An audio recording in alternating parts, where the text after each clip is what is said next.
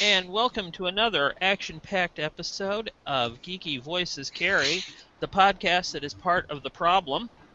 Tonight, I have with me, as always, David Rollins. Oh, Apparently, David, hello. you froze up just as you went to say hello. So Now you no, froze you up. lost your chance, Josh. No, you froze up. No, you froze up. Google froze up. Yeah, I blame Sage. I just about to do that, but I froze up. Yeah. Also, Josh Thompson. Hey. Unless I And- freeze up too. And Stacy Dellorfano, who I should apparently just- doesn't get to talk. Freeze up and be all stuttery, and then you'll think it's normal. Or you're having the seizure and we should call it. I'll text that. Rob and tell him Or we're doing Hong Kong cinema. That would be awesome. that probably would have made for a better topic, to be honest. Yeah. But we're not going to talk about that because it actually sounds kind of cool. So instead, We're not the cool podcast, we're the Geeky Voices podcast.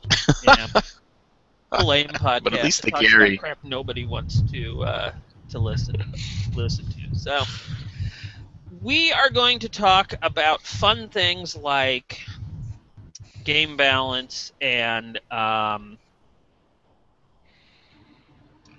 mechanics. Apparently, I thought we were talking about 5e and ponies. no. God, no. Oh, I'll work it out, tricked you. don't worry. We lured you into the podcast with promises of talking about ponies. oh man. Stacy, since this was your idea, you can introduce the topic. Okay. The topic that I have chosen for tonight's discussion, amidst some complaints, is is the whole intersection between what's the difference between roleplay and roleplay. And if you don't know that I'm spelling those two words differently, then you are a strange person who has actually managed to a conversation that seems to come up every few months anyways, but it's roleplay, R-O-L-E play, versus roleplay, R-O-L-L play. And that is, how many mechanics are too many mechanics to get from the point of where you're actually just rolling dice to get through the game like you would a video game on paper, and how many of those kind of mechanics actually facilitate the actual act of role-playing, which is to pretend to be an elf, or a dwarf, or a pony. Or an orc. Or a And that's what the Orc discussion pony. is all about. Yeah. Can we be an orc pony? Is that a thing? yes, you can be an You orc. could be like, half pony, half orc. yeah, you could Others be have an orcs. orc pony Half orc. centaur. Now the That's pretty problematic. actually, I think I think a pony orc would be problematic because What? Why? because of I will explain to you when you're a little older, Josh.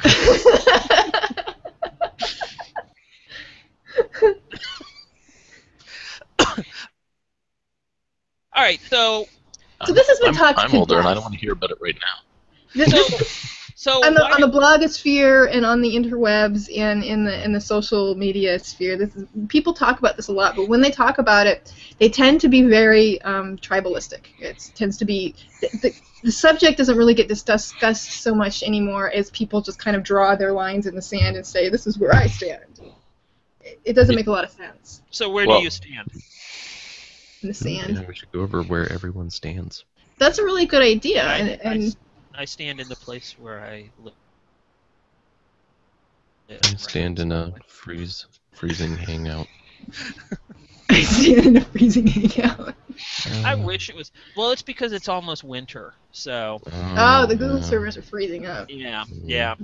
Google has Shouldn't they run better if they're frozen?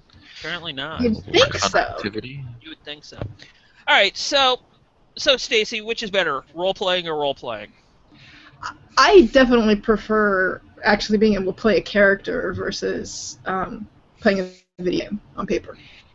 Now, does that mean you are in favor of things like, mechanics that help you to socialize or to help you not be stupid as a character? No. Not that there's no mechanics that can help you not be stupid as a player, unfortunately. I tend to dislike social mechanics a lot. They feel forceful. Actually, that's one of the things that actually pulled me away from Storium a little bit, is because it's not so much a game.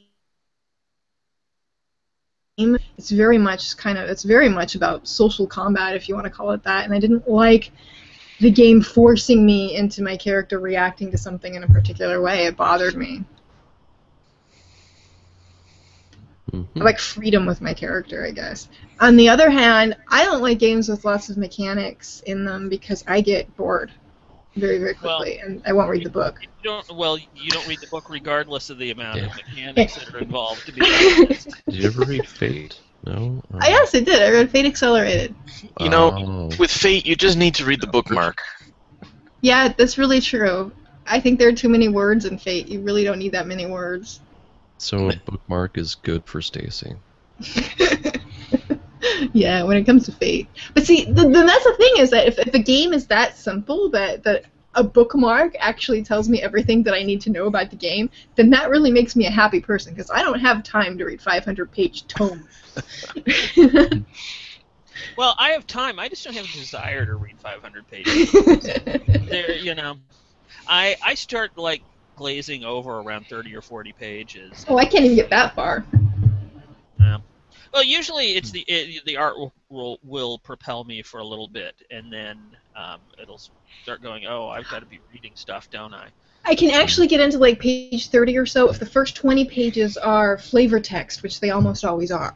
I hate that, though. Yes. Unless it's riffs, flavor text, in which case... See, that's how I'm able to get to 30 pages, because I just skip the right, me too. fiction at the beginning of the book, because it's like, fiction. oh, Fiction. dear, this is, I have flashbacks to freshman year literature or creative writing courses. Oh, wow. Yes. You didn't actually read that stuff? Wow, I did. I actually read the entirety of Norton's anthology for English, too, and that was great. Well, I had to read it. I was an English major, so... I wasn't, and I still didn't, so... Ooh, I don't understand that. I did mostly because my real majors, and all I had to do was read a book every now and then, so... Anyway... Which really has nothing to do with game mechanics, but I think it's a record. We wandered off topic really, really quick. That was very, very quick, yes. Yeah. Well, we were kind of related to topic, because it seems that a lot of this has to do with the level of crunch and where the crunch is. But a lot of people seem to think, here's the problem with the lines in the sand. You've got your people who think that story is the most important thing, and they're often called story gamers, and they want mechanics for storytelling, but they're upset with all the mechanics for combat. That is an interesting thing. They're very mechanic specific, I guess. Yes. So would you say that the inverse is that OSR gamer? OSR gamer doesn't. You froze up in the middle of your question. Oh. That's all right. I think I got it, though. Anyways. The OSR gamer typically is looking for something rules light, which is what we were talking about earlier, and don't want a bunch of things that restrict role play or gameplay hardly at all. Certain things, there's a lot of gray area for figuring out whether or not something succeeds, but if you can talk it out, chances are you don't have to do a roll. And that's where the whole roleplay versus roleplay comes in for the OSR. You know, if you come up with a good way to find the pit trap, say maybe you're pouring water on the floor and looking where the cracks are, okay, great, you found the pit trap, you don't have to roll. If you're tapping around with a stick, well, that's more subjective. That's why you have cows. Cows. Yes. Duh. Or you have a cows into the dungeon. They set off all the traps. And he's walking behind them. Well, see, I mentioned that's actually one of the things that I mentioned in my review of the Monster Manual. the new Monster Manual is that it's really hard to you can't really review a Monster Manual because the statistics really don't necessarily mean a lot once they come into collision with a play group.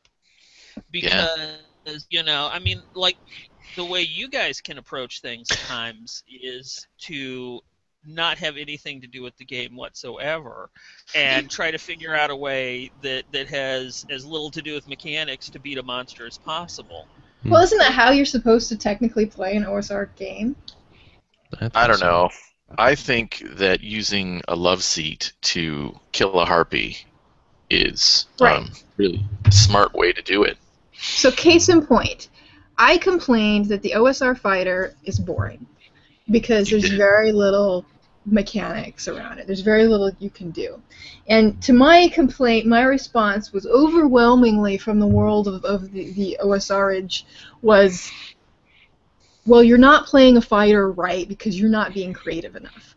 So by their reckoning, doing things like using a love seat, blessing a love seat to open a door is the baseline, is what you should be doing as that particular class. So it's not really special or going above and beyond. That's what they expect you to do. Yeah, but didn't you slide down a banister to get a bonus for charging? Sure, and that was something that was actually suggested to me. That's a bonus to charging, though, which is a mechanical bonus. Yeah, but we just made that up. But see, that's the thing. That's what the OSR is really supposed to be. It's supposed to be that you make things up as you go along thing. The GM is the final arbiter on whether or not what you want to do can be done and how difficult it is and what you need to roll, if you need to roll anything, or whether or not you just get a bonus for it. All that. It's looser, And a lot of people aren't comfortable with that. But say you take a game like Fate Accelerated, because we mentioned it already, and you have, for your character, you have certain approaches. So you've got, forceful, sneaky, clever, all of that. And you're better at certain things and terrible at others. But you can't just say, forceful, I'm going to roll. You have to explain what you're doing that's forceful so that you can use that approach and get that bonus. So you still have to be creative and you still have to role play it. You still have to have that conversation or whatever. You can narrate that just fine. I forcefully open the door. That's not role playing. No, it kind of is just very limited. That's not my definition of role playing. That's like playing a text adventure. It's narrating. I mean, role playing is All right. That doesn't seem like the right way to play it to me. What? To say I forcefully... Oh, no, it's not. I totally agree with you that it's not. But you could totally do it that way if you wanted to. I suppose. But even you could have a forceful conversation with someone. Yeah, you can use it in several different ways. You can, there's all kinds of ways you can play up being forceful in a lot of different situations. If that's your main personality, if that's the thing that makes your character tick. Then to actually use that exact example as a social situation, you say, I forcefully tell the guy to get out of my way. You're not actually role-playing out that scene. You're not saying, dude, get the hell out of my way. You're not actually role-playing it. You're just narrating what you're doing and what you want the outcome really. Yeah, but then your GM can say, well, forcefully, well, how's that go? Right? True. Well, I mean, it depends on the group, Some groups will just go, okay, that works. I will forcefully open the door. Or sure. Well, I guess... think what people are really missing here is that the entire argument and everything is completely trivialized by the fact that everything is completely subjective to personal opinion. Sure.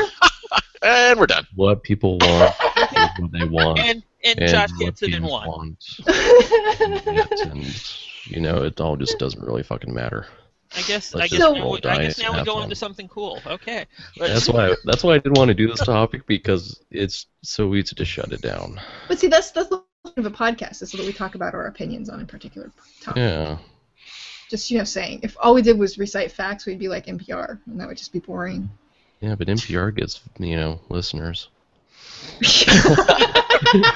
Hey, we have listeners. I uploaded. I uploaded 2 episodes today, so I actually looked at our stats, and Wow. there's 5?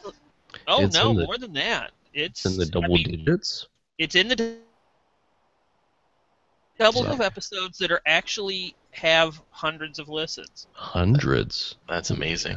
Wow. Yeah. Crazy. Tell my I'm mom. not quite sure. It's weird episodes that people are listening to that I don't quite understand why. But like, God, what was the one? I meant to make a note of it because I was really kind of surprised that was the one that. Now I'll have to. How did that many people want to listen to us talk about that? You know. So We should look at that and maybe use it to generate new topics. All right. Here's a question I have for you guys. Do you think that a game has to have either some kind of reward system or mechanical encouragement for role-playing, for it to be a role-playing game? It depends on... Sorry, what? It depends on if that is what you want. Yeah, but say we That's take a right. look at Rifts, the Thinking Man's Mhm. role-playing game. In Rifts, it specifically gives really minor amounts of experience for defeating menaces, calls them, Mhm. but gives lots of experience for clever ideas, good role-playing, and things like that. Mhm. Is that's like the inspiration thing in 5e? Yeah, sure. sure, To why not? some minor extent. Yeah, actually, there you go. There's a great example of a mechanical bonus for good role-playing. Which is why 5e is the only version of D&D that allows role playing, apparently. Well, there's in the older It actually is. versions, the idea is that there's no mechanical bonus for role-playing, but if Raji's take on the old school way of giving out experience for gold value of treasure is that if you're going to talk your way around or think your way out around the problems and role play it out, then you don't have to fight so much. And if you don't have to fight so much, chances are you're going to get to the experience without dying. I mean, you can accomplish that just by not assigning experience points to particular encounters and just giving experience points for how well you played during a particular session. Whatever it is you, as a GM, whatever it is you decide to give experience points to the players for, that is what they will start doing. Right. Oh, absolutely. If you experience points for killing monsters, they're going to rush in every room and they're going to slaughter everything that's there without even worrying about what the hell it was. Mhm. Right. Well, that's why You know? DCC RPG did something a little bit interesting in that just, encounters were encounters. No matter how you got past it, if you got past it, you got rewards. Yeah. So it didn't matter how you did it. That's how I dealt But you're more with likely to the, survive if you talk. Thing. I mean, dungeons for the tournaments is that each room had an experience point value for it, and it didn't matter how you got through that, as long as you got through it, then you got the points. As long as you got through it, David. life didn't take forever, David. You know what? You guys set the tone when you wouldn't let me attack the orcs in the first room. There No. were too many. There weren't too many. I could have blocked the door. I could have choked it. I could have choked that out. We could have actually come back to that later and You could have, yeah. taken care of the smaller crap and then come back to take longer. Nobody on the internet wants to hear about this.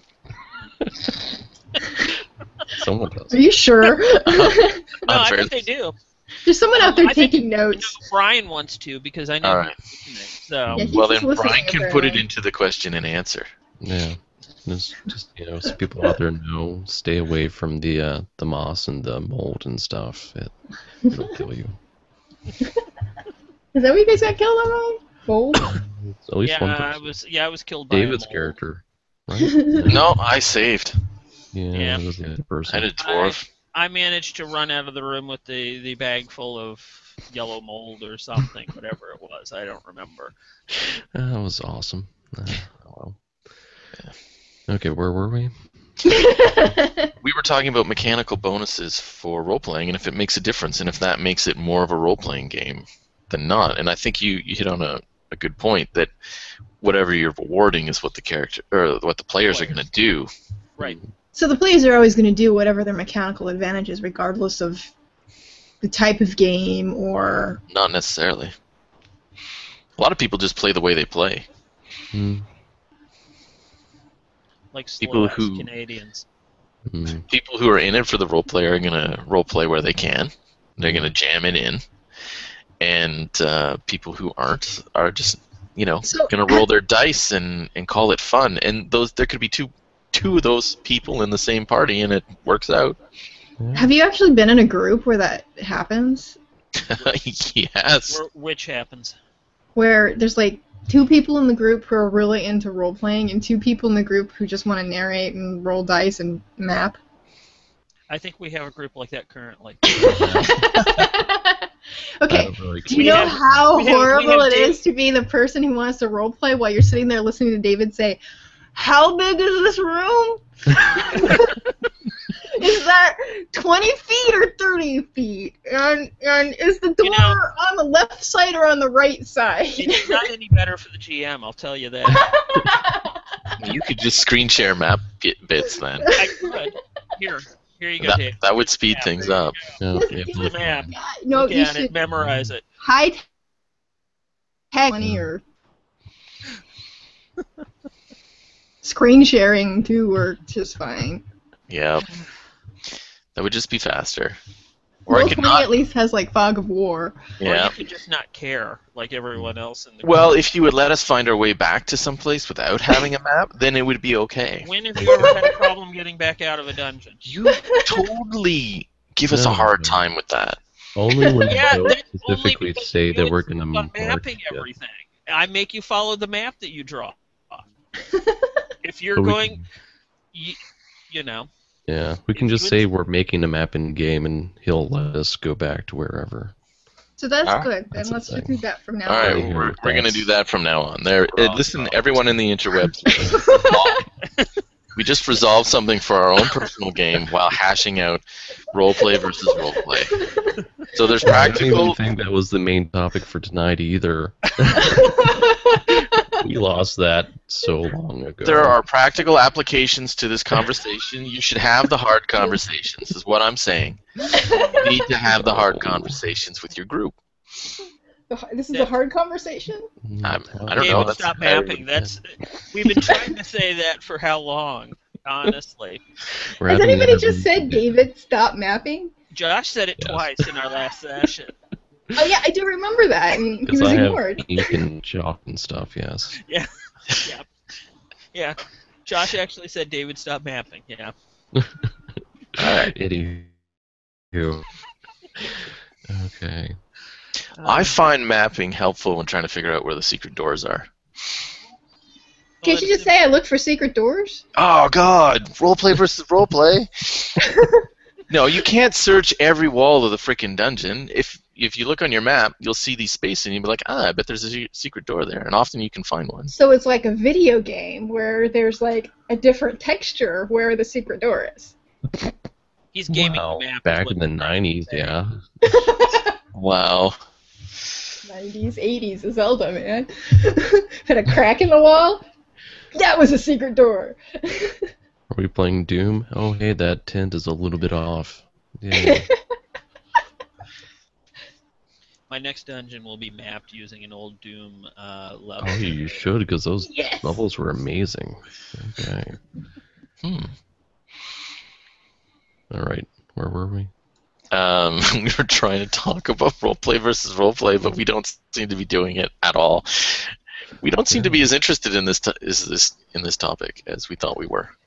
It's more like it's just a very simple topic in the vein of it just matters personally and nowhere else. It does, because people talk about it all the time when it comes to game mechanics, and because it they have bores the nothing crap else out of to me. talk That about. This has been going on since like Dragon Magazine.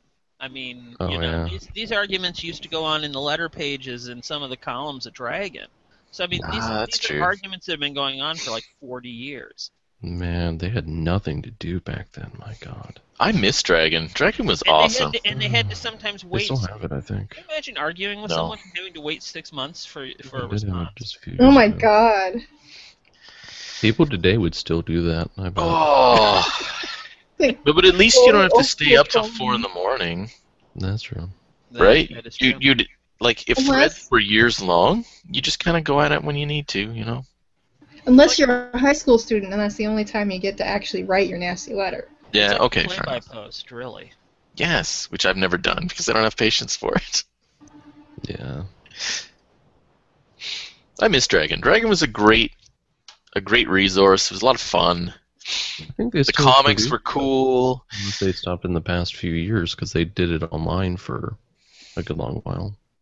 I think it's gone for a while. Didn't they bring it back recently? Yeah, that's Uh, what I'm saying. They had it during 4th edition. Yeah. They had it during 3rd edition because Paizo did it during 3rd edition. that's right. Yeah.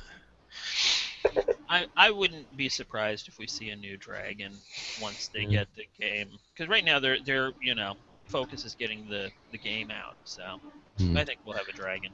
And actually making it profitable. Oh, Yeah. it's already profitable. I hope so. That's good. Okay. Anything to wrap up? We didn't address game balance. Balance, yeah. It's wildly unnecessary and overrated. It doesn't work. It doesn't work. It again only matters on your personal preferences. That's all. What do you think about people who min-max? I think people who min-max make game balance unachievable. Not necessarily. But it's still, again, personal stuff. Yeah. Here's the thing. You're going to optimize your character for what you want. So if you want combat effectiveness, you're going to min-max it for that. If you want cool role-playing, you're going to write down what kind of hat you're wearing. It just depends what you care about. That's what you're going to... Hat optimization. I have That's a what big I'm feather in my asking. hat. Is what do you personally care about? I would care say about you having care the about coolest mapping. pony.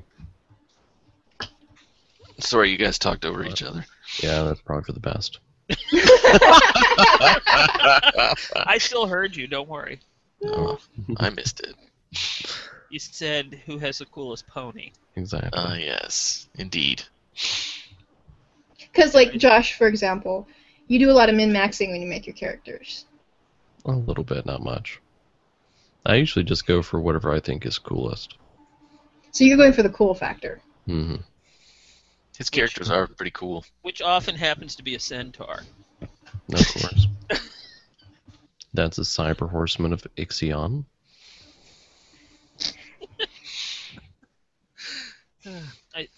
I hope it auto-generates that look Josh just gave as the thumbnail. Because I will leave it on the video if that were the case. Oh, man. All right, well then I guess we can move along. We've solved all the problems, and no one ever needs to talk about these things again, right? Yeah, pretty much. Yeah, Josh kind of hit it on the head. It's just like, do what you want to do and have fun. Because really, if you just want to roll dice and go through room by room and play your paper video game, Or if you Go don't for want it, to roll man. dice and you just want to talk, then you can do that too. it's true. A lot There's of this people. conversation actually comes up when people are talking about designing games, not as often as when people are talking about playing games. So I mean, from a game design perspective, They're all do game you think the game designers actually have a responsibility to make their game one or the other? No. I think the game designer has a responsibility to design the game to create the kind of experience at the table they want to have, and they want their So, group to have when they play you don't think that's part of that experience? Sure it is. That's just their personal opinion. However, the group, once the game goes out into the wild, the group has every right to ignore half the shit and play it Right. any way they feel like. Just look at all Exactly. of our Like, if you look at OD&D, they've got the reaction tables. The idea was that you were supposed to talk to everything. And if you talk to things half the time, they might even be friendly to you. Yeah, so that makes it, stabbing them in the back even easier. Exactly. But, a lot of people just charged into the room and fought the monsters because they thought they were supposed to kill the monsters. But there's the thing in the rules that makes it so you could actually have, you might even get some of the monsters in the dungeon on your side and help them get rid of the other ones. And you're still getting rid of half the monsters, you're just not fighting them yourselves. Like, there's all kinds of possibilities that a lot of people, like, in the group, they're not going to embrace. But there's a sliding scale for how you use the game. And the fact is, every GM and party is a game designer because they design the game that they're playing as they're going along. Sort of, maybe. I don't think there are as many of those as we like to pretend that there are. How you interpret the game is... Yeah, but then you get a lot of... But the rules say... Yeah, sure. I mean, if that's how Which they is why we're very careful about who we let into our group. And then you end up with the whole story games thing, where the basic premise of it is that GMs are causing brain damage, or what is it that they're actually... No, not GM. GMs are just bad, abusive people. Okay, it's something like that. It's not fair, because if a GM is allowed to interpret the rules in the game as they see fit, then it's not fair to the players who are expecting a certain type of ruling in a certain case. And they want everything to be hammered down so that there is none of that whole, interpretation thing going on. I think the whole idea of show me on the character sheet where the GM touched you is really not a great way of starting your game design. That's not an assumption. The assumption that you're playing with a bunch of idiots is a bad one to start with for game design, I think. Wasn't it Monty Cook that recently said? Well, I mean, not recently, but during like the Numenera development process, that he was going to stop designing games with the assumption that people were going to be pains in the ass to each other. Yeah, I think he came out and said you should just stop playing with jerks. Yeah. Something along those lines. And I agree. I agree with Monty. There's a reason why everybody thinks he's smart, and that's one of them. So then that's a thing where game designers actually defensively design their games in advance, thinking of that kind of stuff. Some people. Yes, which I think means that they're hanging out with the wrong people. Or they're not great people either. I've always been very... And this is where the so-called geek social fallacies kind of come into play, is that people don't want to push someone out of a gaming group when they're being a pain in the ass. Yeah, there's a lot of that. There's a lot of don't make me have to be the one to actually talk to the person. Give me some rules or something that I can fall back on. Well, the book says. Yeah. In other words, most gamers are cowards. They're a cowardly, superstitious lot.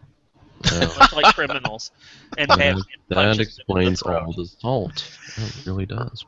Oh man. See, the rules are Batman, and they're punching the cowardly, superstitious gamers in the head. Yeah, and then putting them in jail to make sure they can escape in a week. Not even jail. Arkham Asylum. Yeah. That's right. Yeah, they don't even go to jail. Because, They just need to make escape even easier. Oh. So, have we beat this horse to death? Yeah, I think... Or pony, is the case. I think we to death when we got to it. Yeah. Alright, so let's go on to something cool. And I'm going to start with prepared. Can you freeze up? No. She's going to pretend to freeze up is what's going to happen. You're starting with me? Is that what you said? Yes. You started with me last week, or I don't care. Last podcast. I get to start with... No. I'm the host. I get to start with whoever I damn well feel like starting with. My something cool is that I've really gotten into Parks and Rec, and it took me skipping all the way to season 3 to actually really start getting into it. There you go. Mm-hmm. Cool. And Bob's Burgers just came back on. The only thing good that I've seen about that is the what's his name, Patton Oswalt, and his Star Wars filibuster. Oh, that was fantastic. I haven't even gotten that point yet. Yeah, I think that was like just last season or something like that.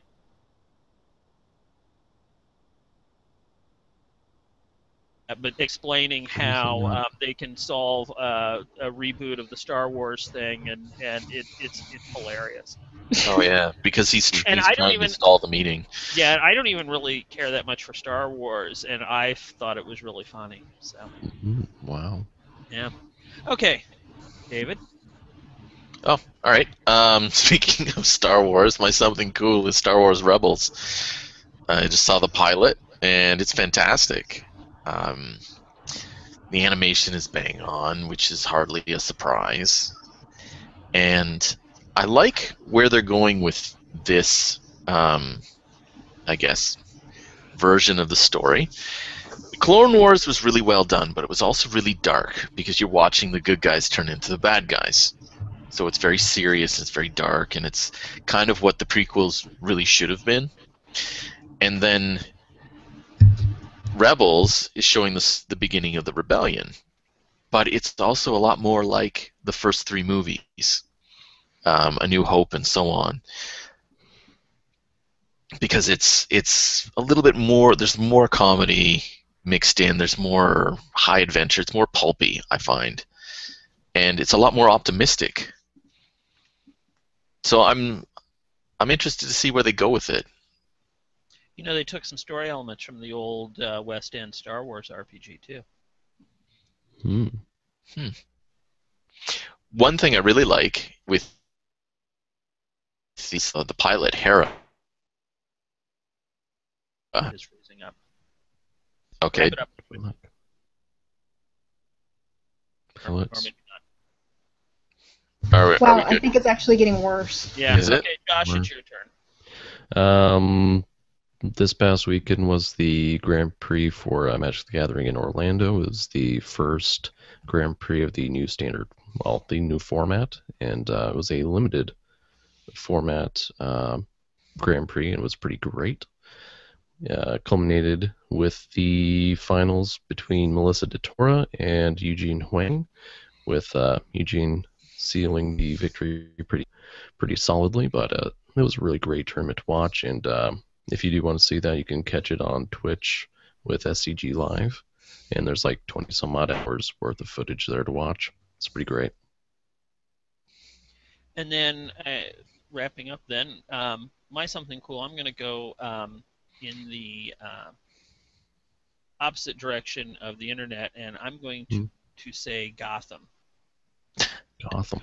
Isn't everybody like Gotham? I thought everybody liked Gotham. That's all I've seen about it. Still bitching about the fact that it's a Batman TV show without Batman. Oh, it's a Batman setting TV show. Mm-hmm. There's more things happening in Gotham than just Batman. It's a big town. It's just been Batman. It's a really interesting show, and honestly, the one thing that's interesting about it is that I think it's demonstrating that Batman actually hasn't really had a positive effect on Gotham.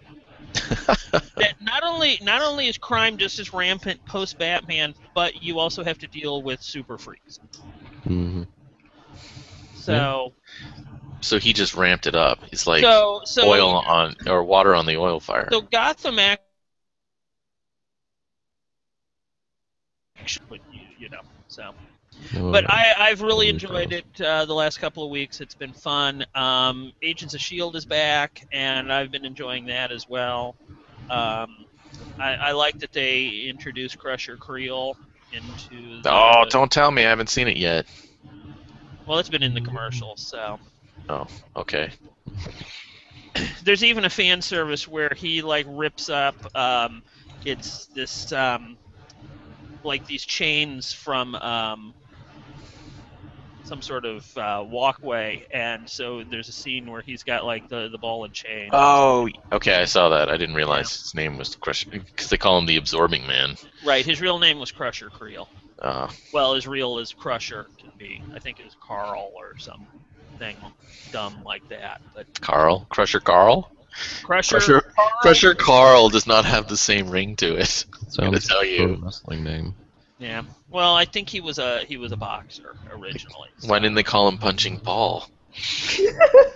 Because then it would have been that stupid game from the 80s. Punching Pete. Pete. Punching Pierre. I think on that, we will wrap up for another 2 weeks.